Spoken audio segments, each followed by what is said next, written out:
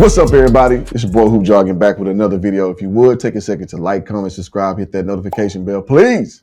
All right, let's get it, man. I say this every time. We got another good show lined up for you, man. As you guys have been seeing right now, the mass exodus at FS1. They getting rid of the B team, baby. What do you mean by that, Hoop Jargon? Let me put y'all on game. They're getting rid of shows that are underperforming because FS1 has had if you want to ask me, an identification problem, especially after, Shannon and Skip Bayless had parted ways from Undisputed. So now they try to come in with different, moving shows around. They haven't quite been working. So in particular, everybody's kind of basking in this right now, but Joy Taylor, you're out of there. You got the boot. So with her show, Speak is no longer there. Breakfast Ball, that started the whole morning cascade of shows. And then also The Facility, which was supposed to be the show to take the place of Undisputed. We know with the ensemble cast has not been quite performing. So all those guys are out of there. So, everybody's been reporting on that. You guys know what's going on with that. But I got a caveat, though. I got something that FS1 can do to save the sinking ship. You don't want to miss this. All right, now the person who I recommend, and I've been doing this for almost a year and a half. Don't trust my line mouth. Check that video right there. I've been saying this for a while. And that's going to be one and only Gilbert Arenas. Hold on to your seats. Now, the reason why I say Gilbert Arenas is because he is a guy who has kind of broke through the noise, as they say, having his own podcast, as we know, with Gil's Arena, sitting at 1.1 million subscribers, getting views on top of views on top of views. Now, again, FS1 has an image problem with all the B team players, meaning like Emmanuel Acho, solid guy. James Jones, solid guy. Shady McCoy. But when you bring a superstar in who has a superstar personality, has the numbers to back it, that's going to translate well. Because, again, going back a year and a half ago, I was saying that Skip Bayless needed another A guy because there was two, him and Shannon were two A types. He tried to bring in the ensemble cast, didn't quite work out. But in my opinion, if you brought Gil in, he brought instant credibility to play off Skip's, narcissism, his bombast or what have you, and it would have been perfect synergy in my opinion. But going forward, let me back up the claim about why Gilbert Arenas, from a number standpoint, just simply makes sense. So let's go to the numbers. Gilbert Arenas sitting at 1.1 million subscribers, averages, the last 30 days, got 30K new subscribers. And also 44 million views. So people are joining the channel actively and people are watching actively. So that lends well to Social Blade, YouTube for that matter, to reward your channel with new viewers, to pump the content out. The encyclopedia of online statistics is Social Blade, if you guys don't know.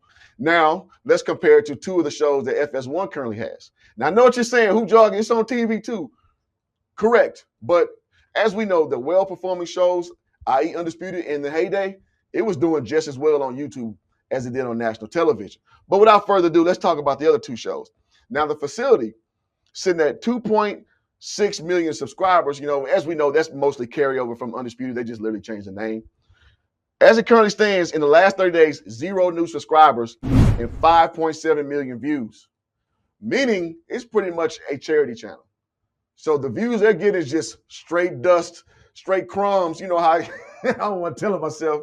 But if you're trying to have some real smoke and you start to look for the roaches and you try to make one together, that's kind of what the audience is with, with The Facility. It's not an organic crowd. It's the leftovers, all right? So also, let's talk about Speak.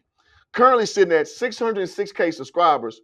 Now, they are growing with 3K new subscribers in the last 30 days, but overall, you're sitting at 3.8 million views. Not very great. Not very great. And let's be honest, on that show, you got Joy Taylor, who people are kind of happy she's gone. I'm whatever on it. But you got retread guys like Keyshawn Johnson, which I don't mind Keyshawn Johnson, but he's limited. He only can talk about football, basically. He's Laker biased, so you can't get anything from him in basketball. And then Paul Pierce, who I think is a solid guy. He's just not an A guy for TV. And, of course, he's biased to the Celtics, so football knowledge not quite up to par. So there's nothing to galvanize people to want to watch the show. And that's why you see FS1 is kind of just, enough is enough. We're going to move forward. Now, going back to Gil. This is where Gil comes back in again. He has the charisma. He's funny. He's controversial. And that's what you want. You want polarizing figures to come hate watch or come love watch. And I don't know if you guys know that you know, enjoying the content or coming to hate, it all registers the same, baby. Check the Nielsen report. They all register the same.